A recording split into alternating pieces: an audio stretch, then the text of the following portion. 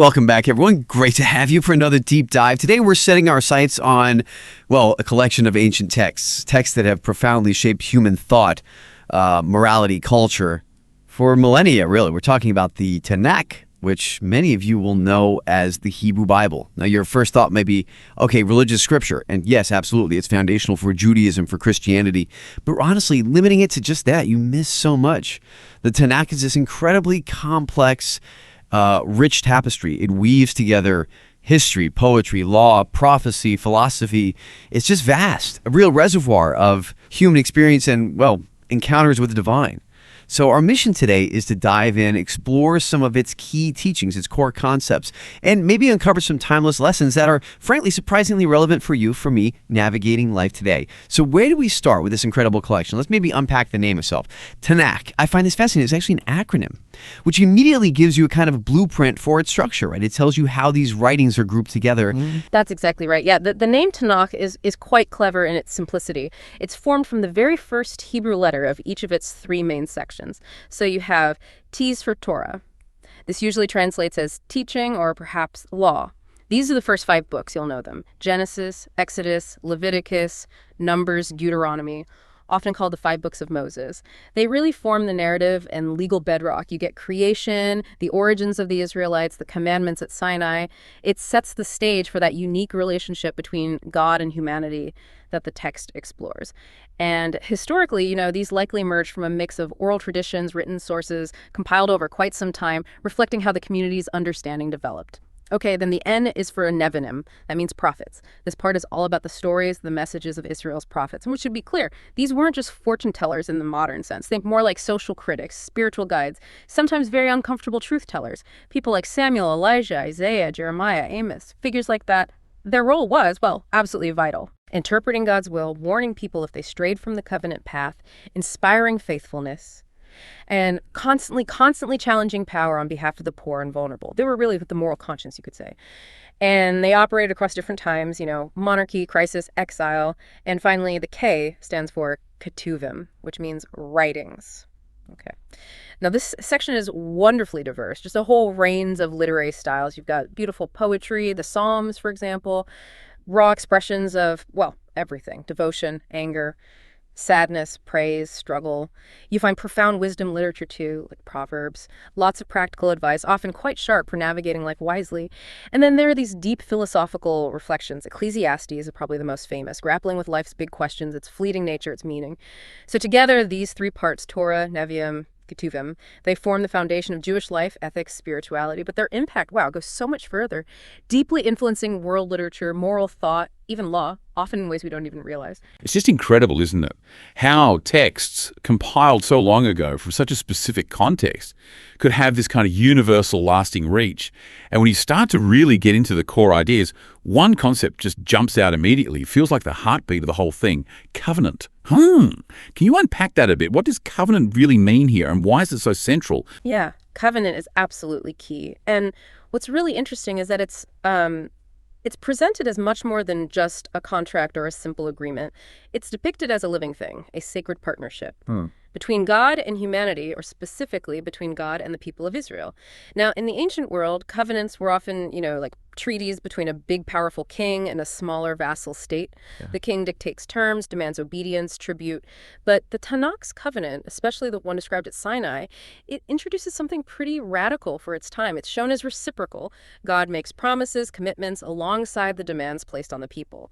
So for ancient Israel, this meant an active relationship was required, not just, blind obedience. Living by the commandments wasn't just following rules. It was seen as the way to live out this partnership, to build a society that reflected it to a just, holy community. Okay, so less like a legal contract, much more like a dynamic relationship. Both sides have responsibilities, expectations. And what kind of expectations did this put on people? Especially how they treated each other. Because it really seems like woven right into that relationship is this incredibly strong, almost fierce demand for justice. Absolutely. You've put your finger right on it. If covenant is the foundation, then justice and righteousness are the immediate practical requirements. And this is where the Tanakh really pushes back against maybe a common idea about ancient religion. It makes it crystal clear. True devotion isn't just about performing the right rituals or offering sacrifices. I mean, those things had their place, yes. But the prophets especially just hammer home this message again and again. Real faith is fundamentally about how we treat other people, particularly the most vulnerable members of society, the poor, the widow, the orphan, the stranger. You look at prophets like Isaiah or Amos, Micah, they are relentless on this point, calling out injustice, corruption, the exploitation of the needy. Just think of that incredibly powerful line from Amos. Let justice roll down like waters and righteousness like a mighty stream.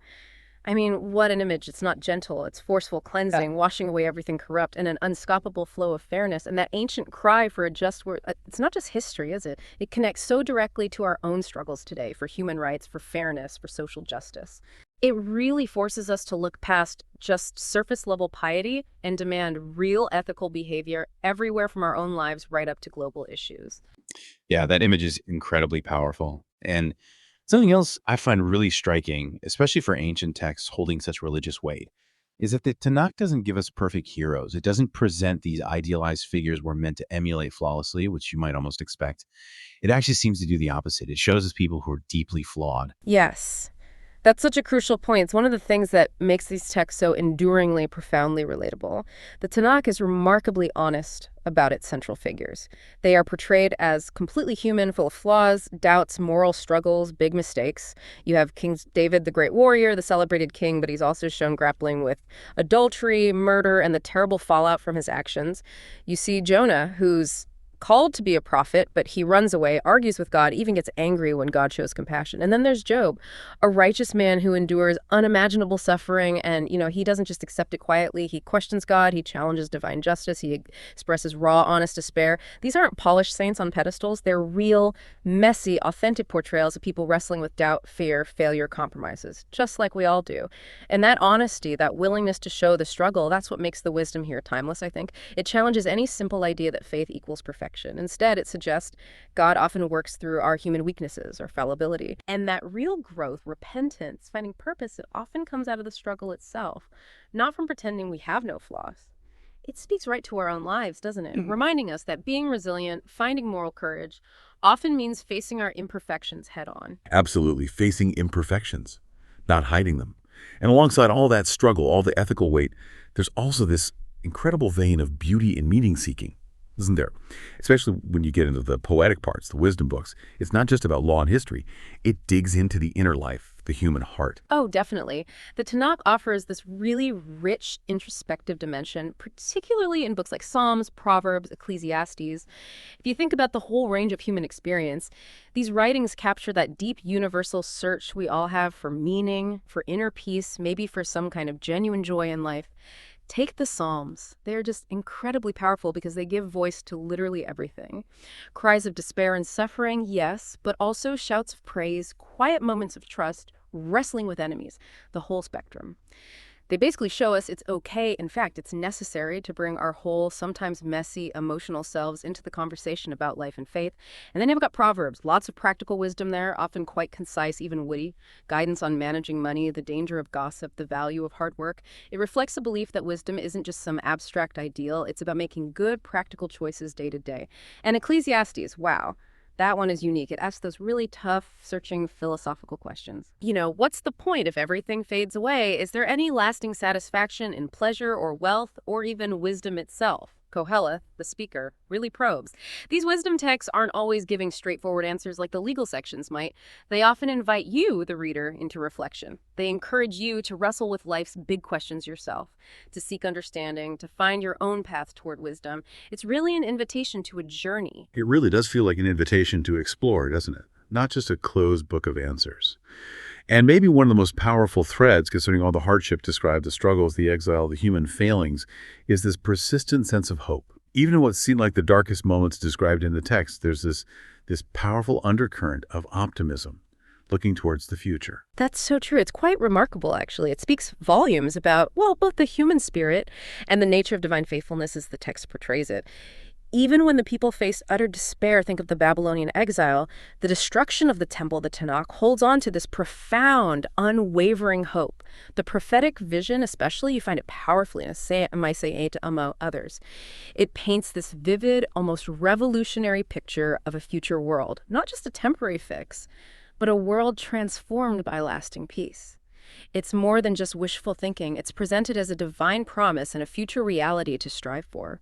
You know that iconic image. They shall beat their swords into plowshares and their spears into pruning hooks.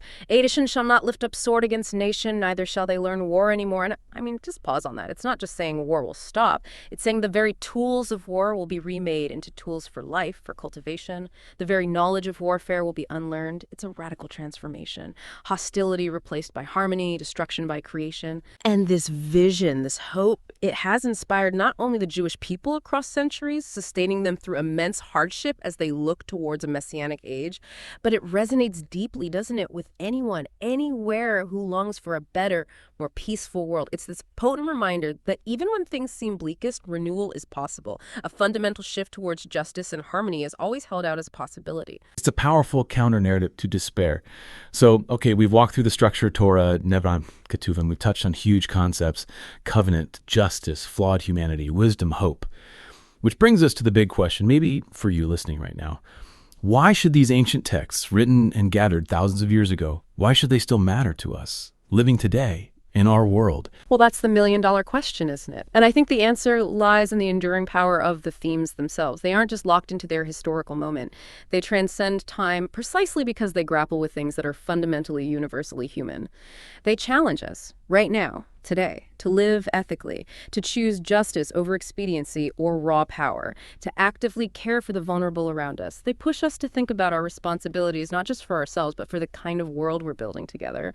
And maybe most crucially, going back to those flawed heroes and that persistent hope, they teach us so much about resilience, about how to get back up after we fall, about how to keep faith or keep purpose, even when things are incredibly difficult. So whether you approach these texts from a place of religious faith or simply as profound human literature, the lessons are there. Lessons about human dignity, about the constant struggle for morality, about that deep-seated human need for meaning and hope. They speak powerfully to every single generation. They offer this incredibly rich, sophisticated way to think about the human condition, about how we might strive for something better. It turns out ancient wisdom can be surprisingly relevant, even cutting edge for modern life. That's a fantastic way to put it. The Tanakh really isn't just history gathering dust on a shelf. It's not a relic. It feels much more like living wisdom, a dynamic source to engage with, to wrestle with, maybe even argue with, and definitely apply. We've obviously only just scratched the surface today, but I really hope this deep dive has maybe sparked some curiosity for you, hopefully shown just how relevant, how alive these ancient texts still feel. And maybe here's something to mull over as we finish. Thinking about that unflinching honesty showing human flaws right alongside this unwavering call for justice and that radical vision of hope. What might those ancient insights teach us right here, right now, about how we can foster resilience, how we can cultivate moral courage in our own incredibly complex, interconnected world? How do those ancient struggles and principles maybe inform your own path toward a more just, more hopeful future? Definitely something to think about. Until next time, stay curious and keep seeking that wisdom.